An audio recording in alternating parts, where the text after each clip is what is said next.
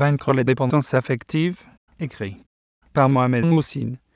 Narration, Mohamed Moussine.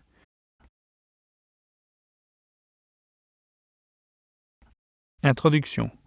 Des questions particulières peuvent vous empêcher de forger facilement des relations nouvelles et d'intensifier celles déjà existantes. Ce qui vous maintient dans un état de déconnexion ininterrompu. Voici quelques-uns des barrages les plus courants qui vous éloignent de votre alignement avec l'affection. Test pour se guérir de la dépendance affective. Beaucoup de gens vivent avec une dépendance affective, sans qu'ils se rendent compte qu'ils se font beaucoup de mal que du bien. Aimer quelqu'un, c'est magnifique, mais il faut savoir aussi garder l'équilibre vital dans sa vie pour rester en bonne santé. D'abord, vérifiez que vos réponses à ces questions sont plutôt des oui. Si c'est le cas, se guidez pour vous. Est-ce que vous trouvez que la bonne décision, c'est toujours la sienne? Vous ne prenez aucune décision sans penser à lui. Vous lui écrivez plusieurs fois par jour. Les SMS et des émails. Si vous le contrariez involontairement, vous en restez malade. Même absent pour quelques heures. Il vous manque. S'il a des soucis, cela vous tracasse aussi. Vous vous sentez comme un peu perdu sans lui. La prise de conscience de votre état affectif est votre point de départ. Quand vous faites votre diagnostic de votre relation et vous trouverez que vous êtes mal à l'aise dedans, que vous subissez. Vous vivez mal l'expérience parce que vous acceptez tout ce que l'autre dit et fait. Et que, parce que vous voulez le garder auprès de vous pour toujours, vous ne dites jamais que vous n'êtes pas d'accord.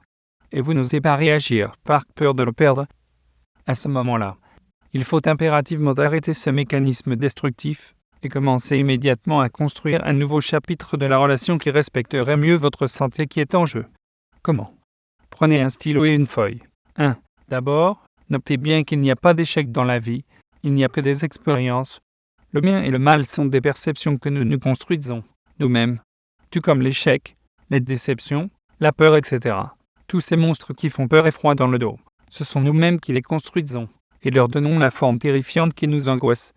La preuve, c'est que face à une épreuve difficile, nous avons toujours quelqu'un dans notre entourage qui la voit plus facile que ça en a l'air et qui voit déjà la solution à ce problème, qui nous a empêchés de dormir les nuits. Mais quel rapport avec notre sujet, donc, qui est la dépendance affective? La plupart du temps, les gens restent dans des relations toxiques pour leur santé juste par peur du changement. La peur de ce qui peut se passer si l'autre n'est pas d'accord et se fâche, s'il décide de rompre, si je regrette cette décision. Tous les si qui sont liés à vos peurs, qui vous emprisonnent dans un état inconfortable. Ne soyez pas cette personne, osez changer. L'avantage que nous avons dans la vie est que nous pouvons rebondir à tout moment et changer à tout instant notre point de vue de notre vie. 2. De beaux souvenirs sont votre arme. Inspirez-vous de vos expériences précédentes, où vous étiez parfaitement en équilibre et en harmonie dans votre relation. Modélisez ces expériences et apprenez à reproduire les mêmes scénarios dans l'avenir. 3. Définissez vos propres critères d'une relation sereine. Prenez le temps de répondre le plus précisément possible à la question « Comment je veux être dans cette relation, avec cette personne dans l'avenir ?» Écrivez toutes les idées liées à cette question. Il est important d'avoir le maximum d'exactitude dans la réponse à cette question, parce que ce sera votre objectif que vous allez travailler pour l'atteindre dans la suite du cours.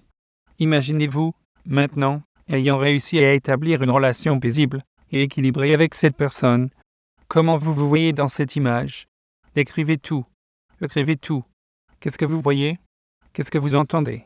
Qu'est-ce que vous sentez? Relisez ce que vous avez écrit. Voyez-vous maintenant clairement comment votre relation serait mieux?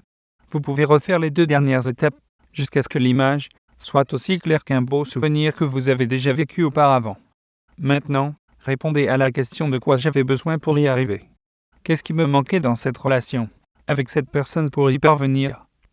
Notez toujours vos réponses. Concentrez-vous bien sur votre image de vous ayant arrivé à atteindre un niveau de relation très satisfaisant avec l'autre. Cette relation épanouie qui répond parfaitement à vos critères. Et posez-vous encore une fois la question de quoi j'avais besoin pour y arriver. Qu'est-ce qui me manquait dans cette relation, avec cette personne pour y parvenir?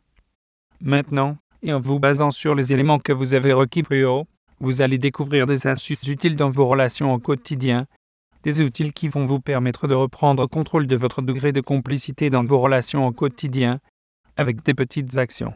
Vous pouvez transformer une relation de dépendance en une véritable relation éclairée. Alors, bonne chance. Chapitre 1. Comment la mentalité déconnectée affaiblit les liens et fortifie le détachement. Synopsis. Faire des liens conscients devient vraiment difficile quand votre esprit est encombré de pensées qui vous maintiennent déconnecté. L'hypothèse que nous sommes tous des êtres essentiellement uniques est l'une des pires de ces idées. Le mauvais état d'esprit. Une croyance dans le détachement peut avoir un effet Pygmalion. Un esprit ainsi fragmenté engendre des comportements qui récompensent un style de vie désuni. Au lieu d'atteindre les individus avec votre amour, vous restez timidement en retrait. Plutôt que d'embrasser quelqu'un, vous lui serrez la main. Plutôt que d'entamer une conversation active, vous attendez passivement que l'autre individu fasse une approche. Il est crucial de réaliser que le concept que chaque personne est totalement unique par rapport à vous est une supposition vérifiable. Quand vous dormez et que vous rêvez, pensez-vous que les autres personnages de votre rêve sont distincts? Vous ne faites pas cette supposition dans votre sommeil. Cependant, quand vous vous réveillez, vous savez que ce n'est pas réel. Les personnages de votre rêve ne sont que des projections de votre esprit. Ils vivent complètement à l'intérieur de vous, et non séparément. Et maintenant, si vous gardiez cet état d'esprit, dans la réalité de votre éveil, il n'existe aucune formule gravée dans la pierre qui vous demande d'assimiler que tout le monde est détaché de vous. Quelque chose de magique, qui arrive quand vous présupposez que tout le monde fait partie de vous, exactement comme les personnages de votre rêve. Cela commence par votre acceptation, qu'il n'y a pas d'étrangers, il n'existe pas d'individu sans valeur dans votre réalité. Comme chacun fait partie de vous, chacun a quelque chose à vous enseigner. Apprécier quelqu'un d'autre devient la même chose qu'apprécier une part de vous-même. Comme chaque partie de vous mérite de l'affection, c'est la même chose pour tout le monde. En fin de compte, aimer les autres et vous aimer vous-même, c'est exactement la même chose. Dans mes jeunes années d'adulte, j'ai eu la chance de rencontrer une étrange personne lors d'une de nos conversations. Je me suis beaucoup confié à elle. Je n'ai aucune idée pourquoi, mais je me sentais simplement totalement en sécurité avec elle et je croyais en elle, tacitement. Nous sommes rapidement devenus des amis proches, dans le sens littéral du terme. Je n'avais jamais ressenti un sentiment si profond et si rapide avec elle que ce fut auparavant. Les semaines suivantes, j'ai pu me rendre compte que cette femme était capable de créer un niveau de compatibilité similaire avec presque toutes les personnes qu'elle croisait. De parfaits étrangers commençaient à lui raconter leur vie au bout de 10 minutes de conversation. Je lui demandai comment cela se faisait, et elle m'expliqua que ce n'était que le résultat des rapports spéciaux qu'elle avait avec les individus. Elle me dit qu'elle savait au fond de son cœur que nous étions tous une partie d'un même tout. Elle n'avait pas besoin de créer de nouvelles connexions avec les gens. Elle exploitait tout simplement les connexions qu'elle pensait déjà existantes. Son esprit la mettait dans l'alignement de l'affection, car elle considérait que chacun était profondément connecté à elle. C'était une idée totalement étrangère pour moi. Je croyais immuablement que nous étions tous des individus distincts. Créer une vraie connexion avec quelqu'un demandait du temps, des intérêts communs, un rapport personnel et un peu de chance. Parfois des individus se connectaient, parfois non. En même temps, je ne pouvais pas nier les résultats de cette femme. Finalement, je parvins à relâcher mon incrédulité et commençai à penser que j'étais déjà connecté à tout le monde.